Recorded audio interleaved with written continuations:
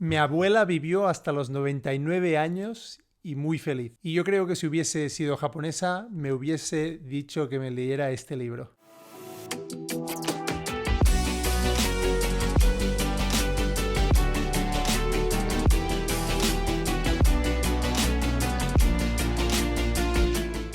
Este libro tiene el nombre de el concepto japonés Ikigai. Y la verdad es que por el concepto en general y por la manera como se ha escrito este libro, creo que es una pequeña obra de salud vital, podríamos decir. Me recuerda mucho a cosas que estoy leyendo últimamente, como la filosofía estoica, un libro que hablaremos también del Daily Stoic, el Stoic diario.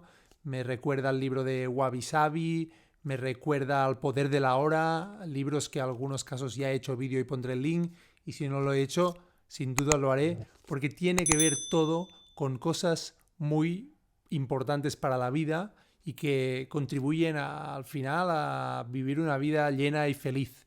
Y esto es de lo que va este libro. Para este vídeo lo que haré es un resumen de los conceptos que me parecen más potentes e interesantes, y como siempre con la intención de que os parezca suficientemente interesante para que os planteéis comprarlo. Porque lo importante no es lo que yo pueda decir hoy, sino las reflexiones que podéis leer vosotros mismos cuando leáis. El concepto de Ikigai significa una razón por la cual ser, una razón de ser. Tiene que ver con el propósito que nos marcamos en la vida, pero el libro empieza por un concepto mucho más terrenal y simple, que es la longevidad. Y empieza explicando que Japón es una de las naciones más longevas y en específico algunas regiones donde hay la mayor concentración de gente de más de 100 años. Y Héctor García y Francesc Miralles se proponen investigar el por qué la gente vive más y por lo que parece viven más felices en Japón.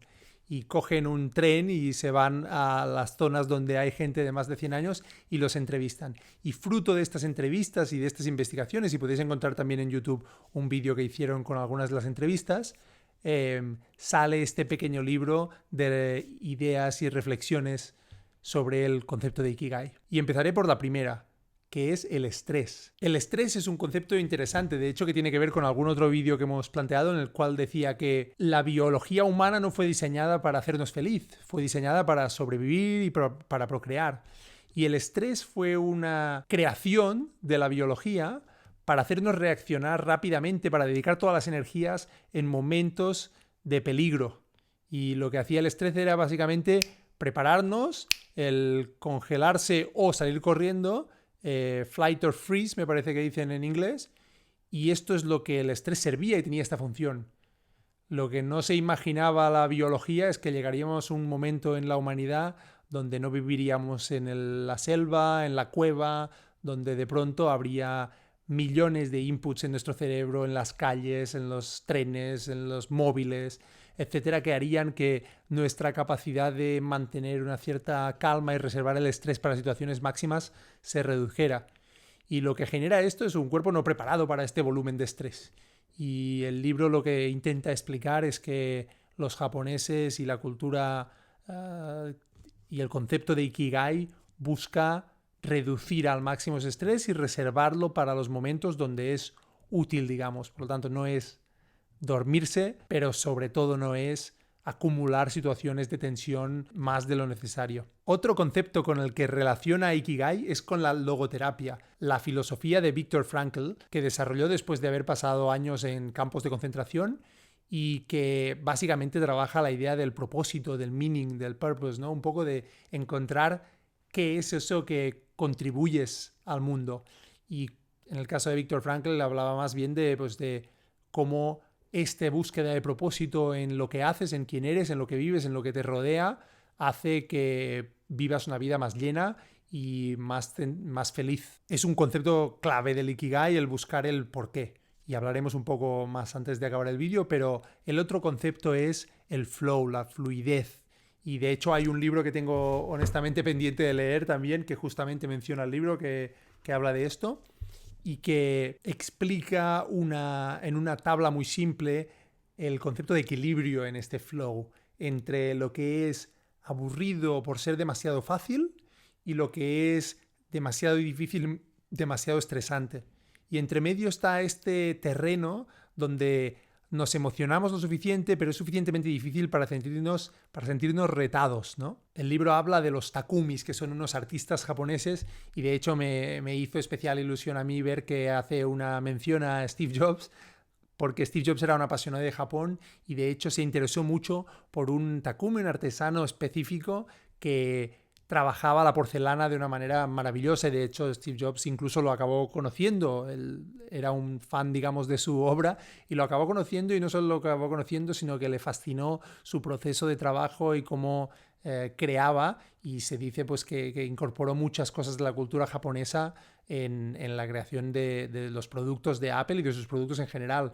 Era dicho ya que era un gran fan de empresas como Sony o del sushi o de cosas de la propia cultura japonesa que demuestran un poco la manera que tienen de hacer las cosas, ¿no?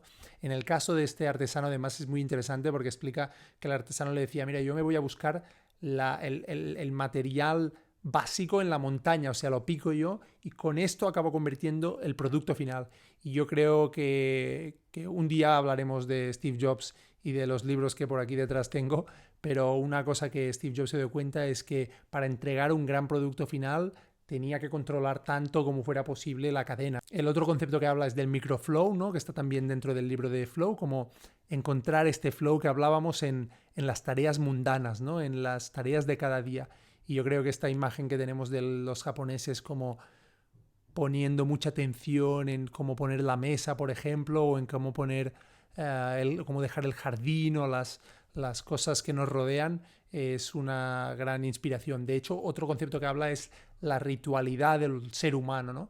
Yo no soy una persona muy religiosa, la verdad sea dicha, pero sí que es verdad que me he dado cuenta con el tiempo que la ritualidad, incluso la parte espiritual en cuanto a entender que los seres humanos hemos desarrollado nuestro cerebro alrededor de cosas que no entendíamos y que por lo tanto incluso estoy llegando a la conclusión que incluso es saludable entender la vida como un conjunto también de rituales, ¿no? Bueno, concretamente de las entrevistas que hicieron a las personas estas que tenían alrededor de 100 o más de 100 años, había lecciones como no te preocupes, que me parece que tiene mucho que ver, como decíamos, con la filosofía estoica, esta idea de que ¿para qué te vas a preocupar de algo que no puedes cambiar? Y si lo puedes cambiar, preocúpate simplemente de empezar el proceso para cambiarlo, ¿no? Otra cosa que habla y que hablaremos como un poco la conclusión también del concepto de Ikigai es cultiva tus amistades, ¿no? Como la gente que te rodea influye en esta capacidad de vivir una vida plena, ¿no? Otra es vivir una vida sin prisas, que no significa no ocupado, al contrario, estar siempre ocupado, pero sin prisas, y que tiene que ver también con el concepto obviamente de estrés. Y un concepto que a mí personalmente me gusta mucho, que es ser optimista, y que hemos hablado y que también hablaré de algún otro libro como de crítico, es para un emprendedor o en general para la vida ser una persona optimista y cómo esto se puede cultivar con el día a día, con la visión que tenemos de las cosas, incluso con la dieta si estiramos. Y de hecho es muy interesante esto, que incluso el libro, en este caso la versión esta pequeñita, incluso dedica un par de capítulos a la dieta y a los ejercicios como una parte crítica de todos estos conceptos, como el tipo de dieta que se come en Japón influye o puede influir a esta longevidad, e incluso el tipo de ejercicios que hacen los japoneses. De hecho, mi madre ahora hace tai chi incluso, y como de interesante es que este tipo de ejercicios no muy ultraactivos, sino al contrario, gestos continuados pero sin descanso y tal, pueden contribuir a mantener el cuerpo más o menos en forma, ¿no? Y bueno, y ya para acabar de vincularlo con lo que hemos dicho, al final habla de la resiliencia y del wabi-sabi como dos conceptos, la resiliencia también vinculando al estoicismo como esta filosofía que básicamente es optimista pero realista, es decir, analizando las cosas que puedes cambiar y las que no puedes cambiar, no dedicarles tiempo ni preocuparte, y pensar un poco, decía el libro, qué es lo peor que podría pasar. Y luego el Wabi Sabi, que es otro libro que sí que me leí y que también haré un día un vídeo, porque me parece toda una filosofía. De hecho, habla Wabi Sabi para artistas, diseñadores, poetas y filósofos, ¿no? Y que es una filosofía estética, musical, o sea, puede tener consecuencias y ramificaciones muy amplias, y que tiene que ver con esta imperfección, con esta naturaleza de las cosas, y cómo esta propia imperfección es bella y es ideal, podríamos decir, o perfecta en su imperfección, ¿no? Y me parece muy interesante que algún libro así acabe hablando del wabi-sabi como una parte de toda esta filosofía, ¿no? Y bueno, y al final tiene una frase que me gusta mucho y que me gustaría leer, que dice: la vida no es un problema que resolver, intenta mantenerte ocupado con algo que te guste mucho y rodeado de la gente que quieres. Así de simple, ¿no? Bueno, y ya al final están las 10 reglas de Ikigai, que la verdad, en lugar de leéroslas, creo que realmente lo mejor que podéis hacer es comprar el libro. De hecho, os voy a poner mi link a Amazon en la descripción para que le deis y lo añadáis al carrito. Y ya que estáis, antes de darle a ese link, le dais al suscribir y nos vemos en el próximo vídeo.